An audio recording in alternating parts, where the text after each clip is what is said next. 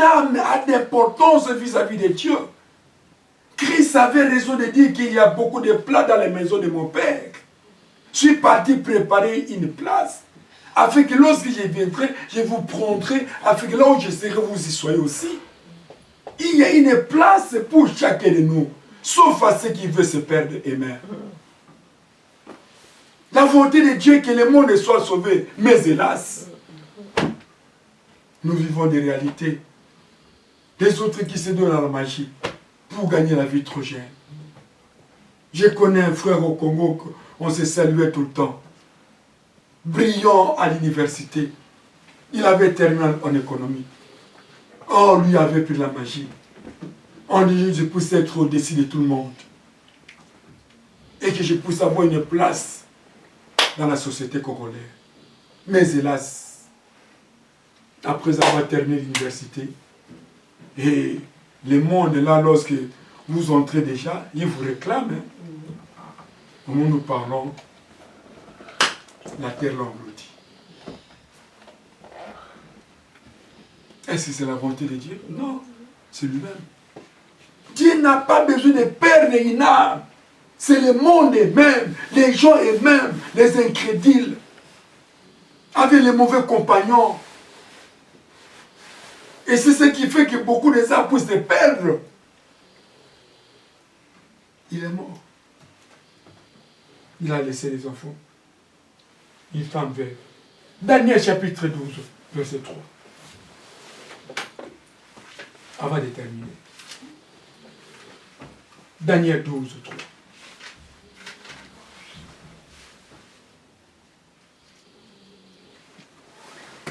Au nom de Jésus-Christ. Amen. Daniel chapitre 12, verset 3. Ceux qui auront été intelligents brilleront comme la splendeur du ciel. Et ceux qui auront enseigné la justice à la multitude brilleront comme les étoiles, à toujours et à perpétuité. Merci beaucoup. Que Dieu te bénisse, Messie. Amen. Ceux qui auront été intelligents, intelligentes, brilleront comme la splendeur dans les ciels. Et ceux qui auront enseigné la justice, enseigné la parole, enseigné la vérité, enseigné le bon sens, enseigné la foi, enseigner la persévérance, enseigner la joie, enseigner la crainte de l'Éternel.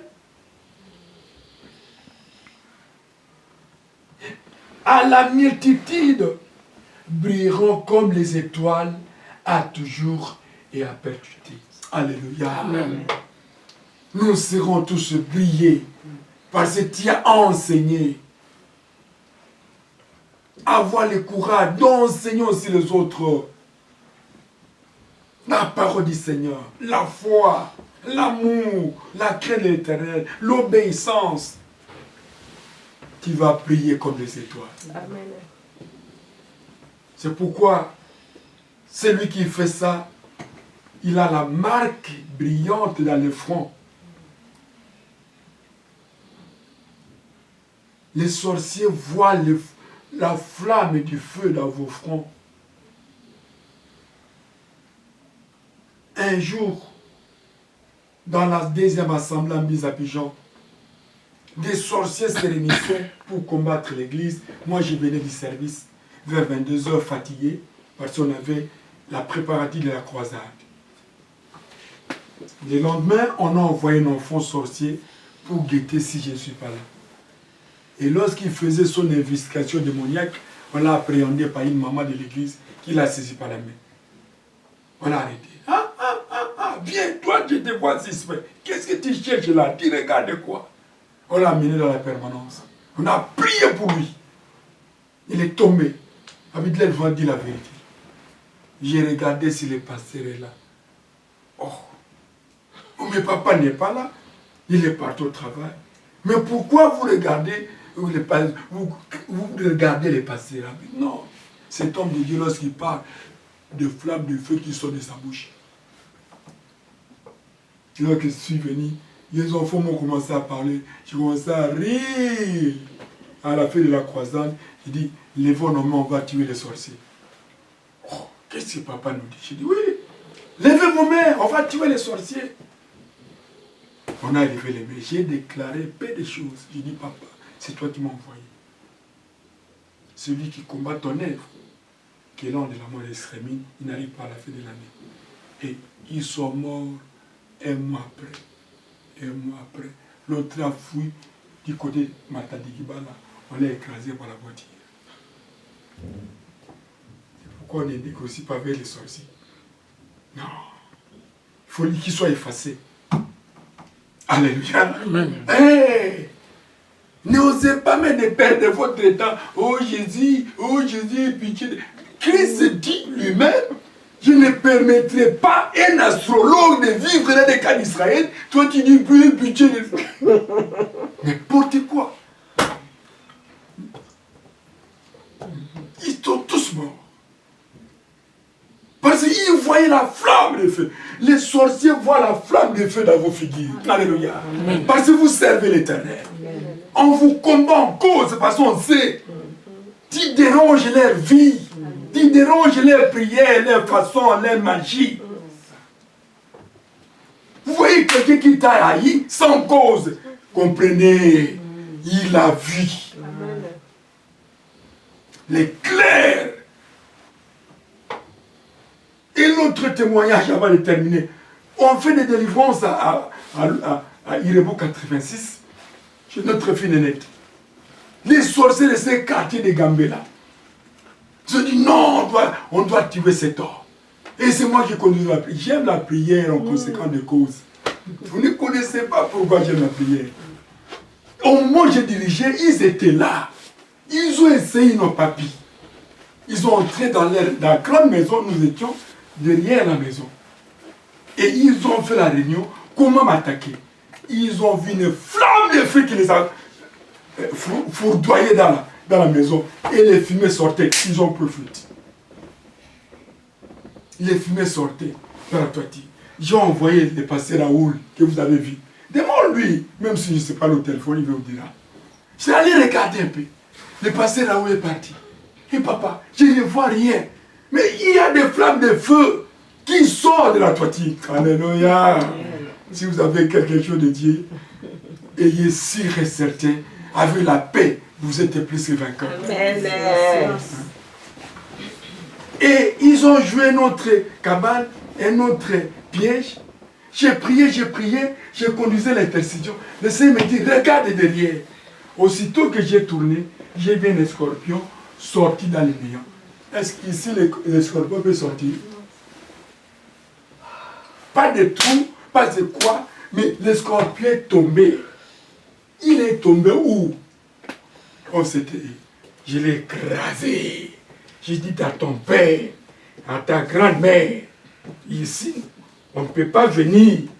Et je l'ai pris, j'ai commencé à le regarder, je l'ai jeté.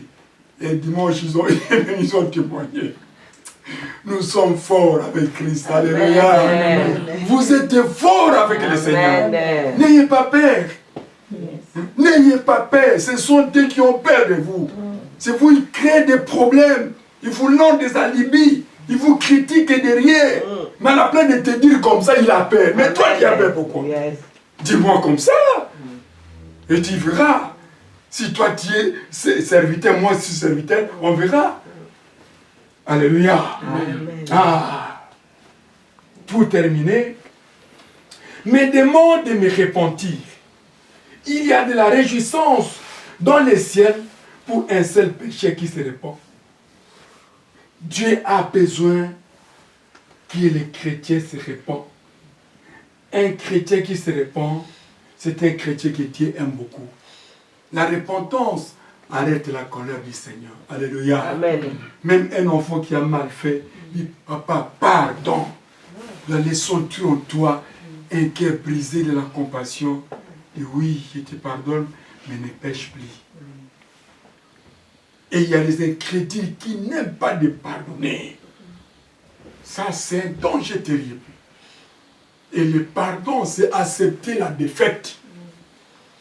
Il faut accepter. Pourquoi Christ a dit, Père, pardonnez-les parce qu'ils ne savent pas ce qu'ils font? Quel mal a-t-il fait? Innocent qu'il était. Oh, ouais qu'il était. accepté de sauver l'humanité. Pardonnez-les. Acceptez aussi le pardon qui vient auprès de quelqu'un d'autre.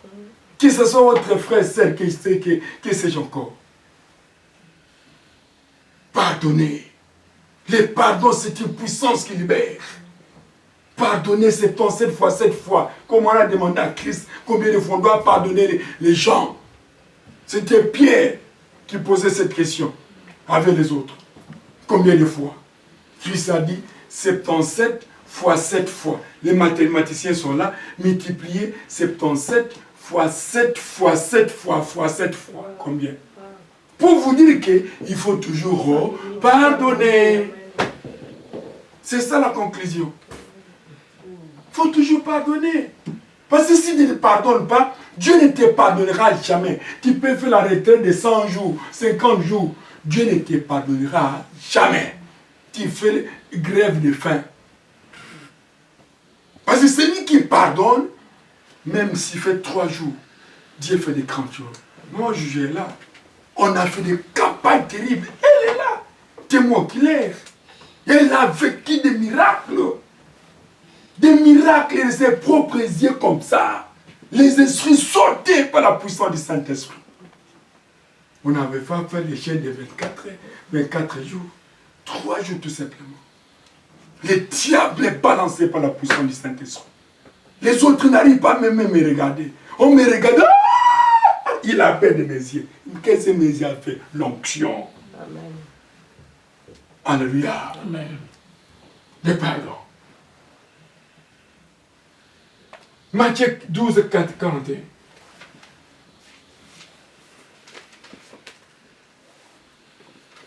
Matthieu 12, 41.